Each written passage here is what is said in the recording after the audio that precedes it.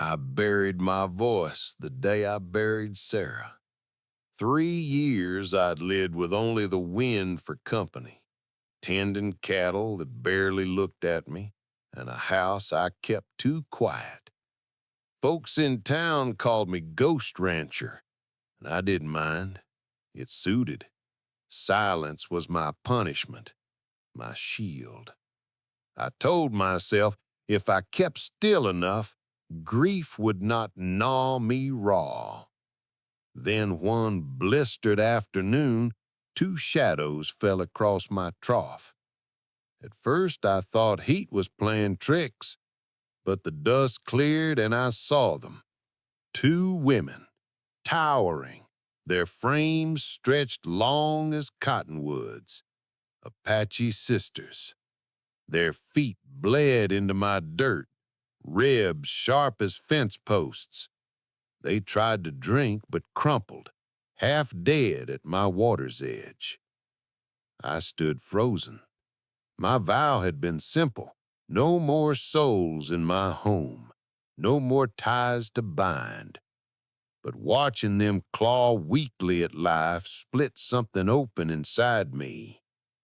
I lifted one, heavier than a steer carcass, and yet trembling like a sparrow, and laid her by the shade. The other's eyes met mine, dark and wide, holding no plea, only endurance.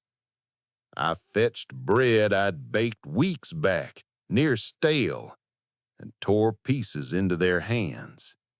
Their jaws worked slow, grateful but proud. That was the first sound my house heard in years: chewing, water swallowed, quiet sighs of relief. I tried to keep myself cold, telling my heart this was one act, nothing more. But when one coughed blood into the dirt, I heard Sarah's last rattle in that sound. My knees buckled under memory. I had run from people because every face reminded me of her absence, but these women carried a weight heavier than mine, and still they lived. When dusk came, I told myself they'd sleep under the stars, yet I found my hands opening the door. "Inside," I muttered, voice cracked from disuse. It startled me. I'd spoken aloud. They ducked beneath my frame, giants folding themselves small to fit my widow's walls. The hearth glowed again. For the first time since Sarah's death, my house breathed with other lives. I sat in the dark corner, watching them eat the last of my beans, listening to their low murmurs I couldn't understand. Grief ached, but beneath it, a stir, something like duty, something like beginning. My solitude had cracked, and I knew whatever peace I'd carved in silence was gone. Morning brought hoofbeats, hard and many. I stepped out with my rifle, thinking maybe settlers had come nosing around. But it was Apache riders, 15 at least, lances shining, dust boiling behind them. At their head rode a man old but straight-backed, skin weathered like mesquite bark, eyes sharp enough to slice me open. The women from the floor rose behind me, one leaning heavy on the other. When the old man slid from his horse, the taller of the two giants lowered her gaze. He spoke, words thick but clear enough. He said, "I am Tahoma. These are my daughters." My stomach turned. Daughters? He stepped close, looked me up and down like I was a mule he might buy, then barked something that made the women stiffen.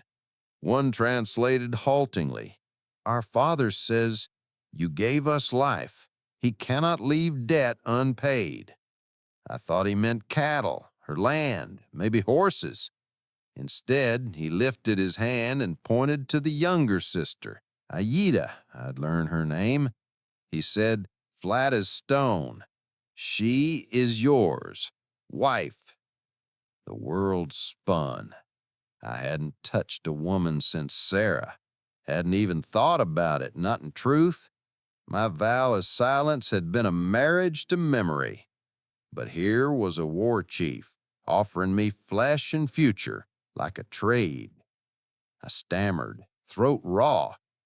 No, I can't. But the riders shifted, hands on bows, and I understood refusal wasn't just an insult. It was a spark to powder. If I said no, I'd not live to finish the sentence. Aida's eyes burned into me, hard, not pleading, like she dared me to choose death over her. The silence stretched. My chest throbbed. I thought of Sarah, cold in her grave, and wondered if clinging to her meant I'd be joining her sooner than planned. I lowered my rifle, stepped forward, and took Aida's hand. It swallowed mine, strong as rawhide. Yes, I rasped, the words scraping out like a confession. The riders nodded, satisfied. The old man smiled once, fierce and thin. He'd bind me with a single bargain, and the ground beneath my feet shifted. I wasn't alone anymore, but not by choice. My solitude was gone. My life had been sold into something I didn't understand, and maybe couldn't escape. I'd scrubbed my house clean for a ghost, not a bride. When I dragged the rag across the table, I half expected Sarah's hand to stop mine like she used to when I fussed too much before company. But it wasn't her laughter in the corner. It was Aida's heavy breath as she folded blankets I'd left to mildew. Her presence filled every room, too tall for my ceilings, too proud for my silence. My sundown, the tribe meant to bind us, yet neither of us spoke of it. She cleaned the hearth, I fixed hinges, both of us pretending this was ordinary work. At last, when the air grew thick with the smell of rain, she sat across from me and said, flat as a whetstone, "You wonder why I agreed?" Her voice startled me. It carried weight, deeper than most men's. She lifted her chin. "My father dies, soon. Without him, I am nothing. Men circle like wolves. Marriage to you," she tapped her chest hard, "it shields me." I stared stunned. I thought myself savior, however unwilling. Truth was colder. She wasn't rescued. She was surviving. I asked, harsher than I meant, "So I'm a tool? A wall to hide behind?" "Yes," she said, unflinching. "A wall stands. A wall does not ask." The honesty cut me worse than any lie. My gut boiled with resentment. After years of mourning, I'd broken silence for this? To be used like stone? But beneath the sting was recognition. Hadn't I done the same? Burying myself behind solitude? Survival had no poetry, no comfort, just the will to last another season. I let out a laugh, bitter and small. "You're right. Want is a luxury. Survival is not." Her eyes flickered then, the first crack in her steel. Not warmth, not yet, but acknowledgement.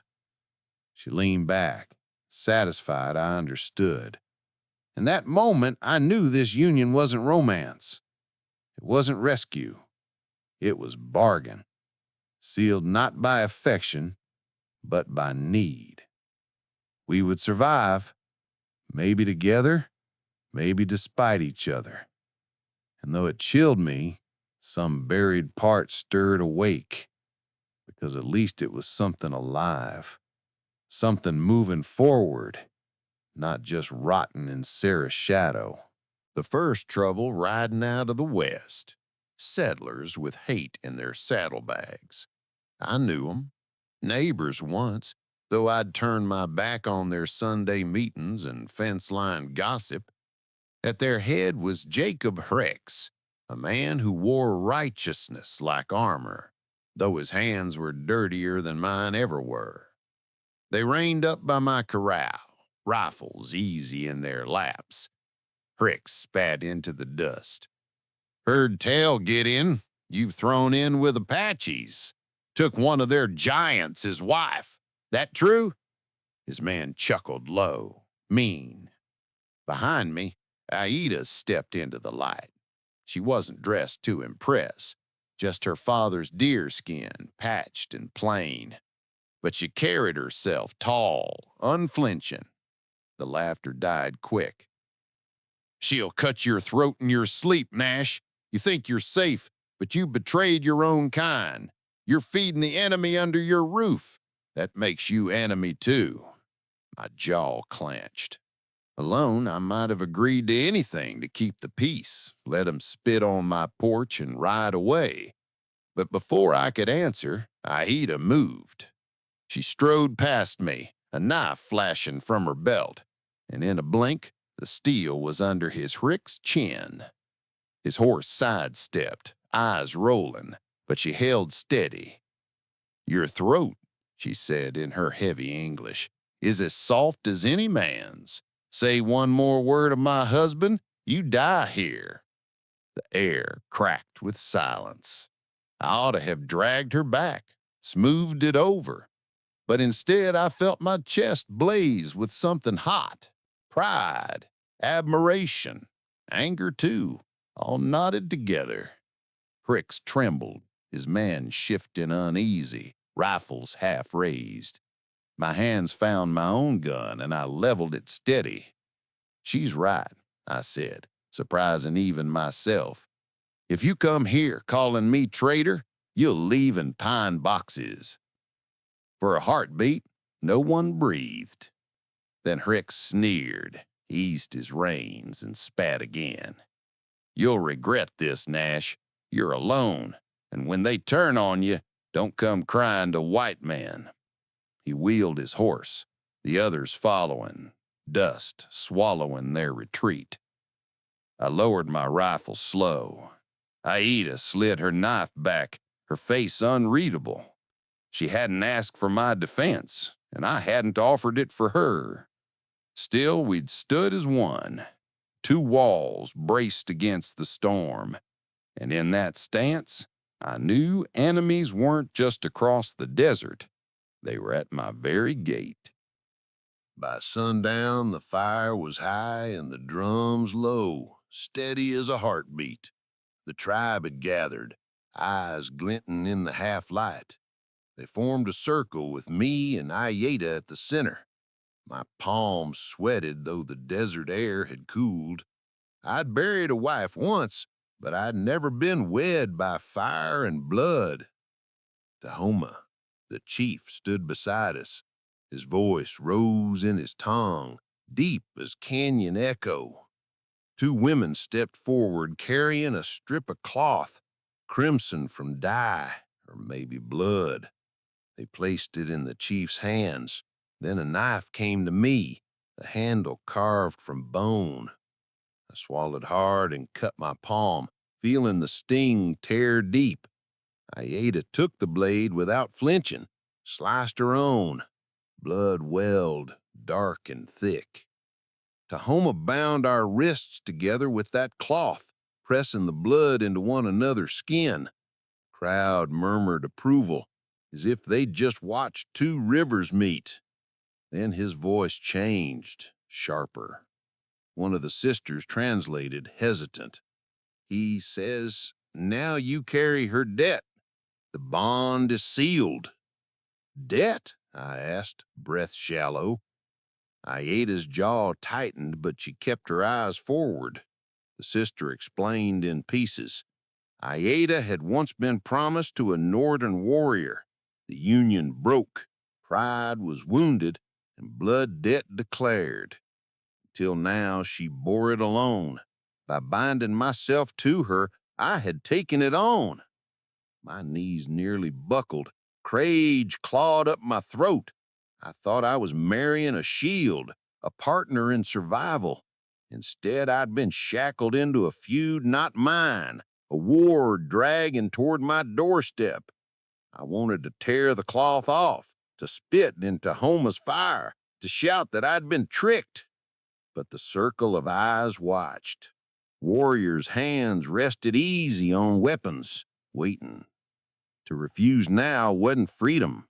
It was death, maybe hers too. So I stood, bleeding hand pressed to hers, and forced steel into my voice. I accept. I ate a flicked her gaze to mine, then for the first time, soft, almost guilty. The drums resumed, feet stamping, voices rising in chant. To them it was celebration. To me it was a sentence. Our wrists burned with cloth and blood. The fire roared higher.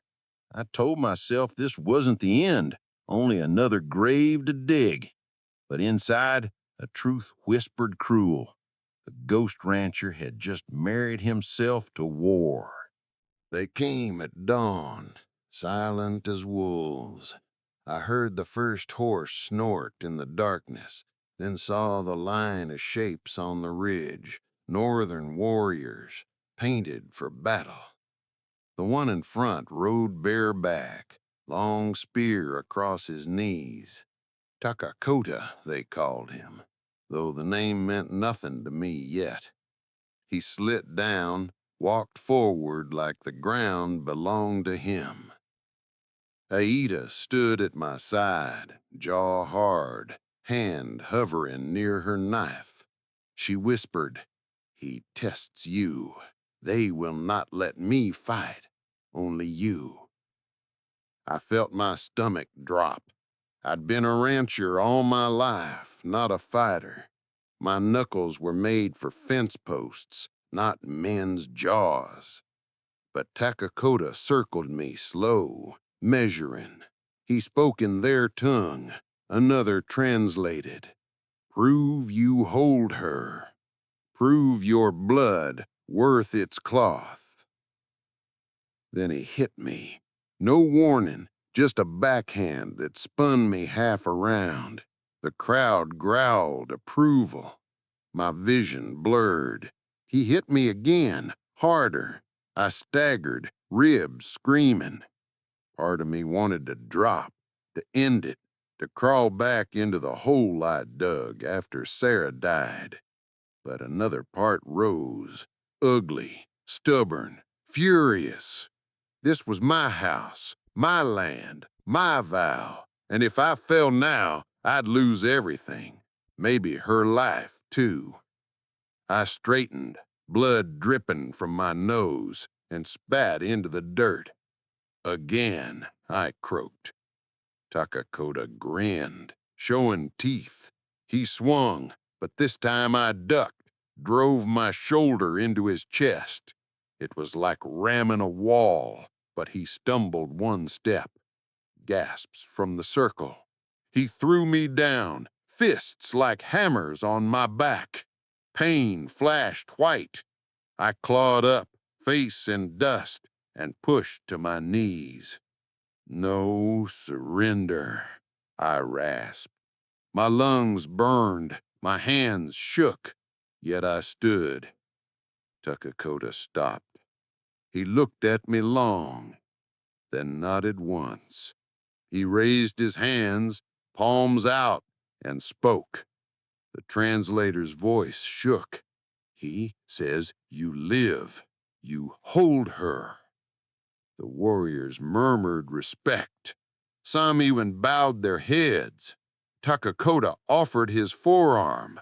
I gripped it, though my bones screamed. For the first time since Sarah's death, I felt something alive inside me. Not just surviving, but standing, bloodied, and still breathing. Aita's eyes glistened. She reached for me when they led Takakota away. Her fingers brushed mine, quick as lightning, but real. Respect, maybe more. In that moment, I wasn't just a wall anymore. I was a man, tested and still upright. My body was a map of bruises, ribs bound tight with cloth, face purpled and swollen, every step a groan. Yet in that wreckage, Aida's hands were steady, her touch careful. She ground herbs into paste, pressed him against my skin, and for the first time since Sarah, I let someone tend me. Silence sat between us, heavy but not empty. When she finally spoke, her voice was low. "You fought. You bled. For me." I had no answer worth saying. My chest ached, not just from fists, but from a feeling I didn't want to name. It was 2 nights later when the sound of horses shattered the fragile peace. I limped outside, rifle in hand. Torches flared at the fence line. Jacob Herrick's again, this time with 8 men, faces hard as dried leather. One shouted, "We'll torch this place. You lie with enemies, you die with them." My blood went cold. Before I could raise the rifle, Aida tore it from my hands. She strode forward, the finalite painting her tall, raw, unbreakable. She leveled the barrel at Herrick's chest. "Choose your first dead," she called, voice carrying like thunder. The settlers froze. Torches wavered. Herrick snarled, but I saw fear flicker in his eyes. For the first time, it wasn't me standing guard over her. It was her shielding me. I tried to step forward, but she shoved me back with one hand, never lowering the gun. "You touch this land, you burn with it." The standoff stretched, breathless. Then from the darkness came more riders. Kiona, Aida's sister, with Apache warriors flanking her. They poured into the yard like shatters, bows drawn, spears ready. The settlers suddenly looked very small. Herrick spat into the dirt, just as he had before. "This ain't over, Nash," he growled, but his voice cracked. He wheeled his horse, his men trailing like whipped dogs, torches snuffed in the dust. When they were gone, Aida lowered the rifle slow. She turned, met my eyes, and for the first time I saw something fierce but tender burning there. Not duty, not bargain, loyalty. My knees almost buckled from more than bruises. She had stood for me when I couldn't, and in that moment I felt awe so sharp it hurt. When the dust of battle finally settled, quiet returned to the ranch, but it wasn't the same silence I had lived with for years. This was a softer stillness, heavy not with emptiness, but with all that had been spoken, in action, in blood. Aida walked with me to the graves on the edge of my land. Sarah lay there, with 2 small markers beside her for children who'd never breathed. I hadn't brought anyone to that place since the day I lowered her down. My knees shook as I stood there, hat twisting in my hands. "I buried my life here," I said, voice raw. "Wife, babies, the man I was." Aida knelt, her huge frame bending low, and placed her palm flat against the dry earth. Her eyes closed. She said, "I buried 2.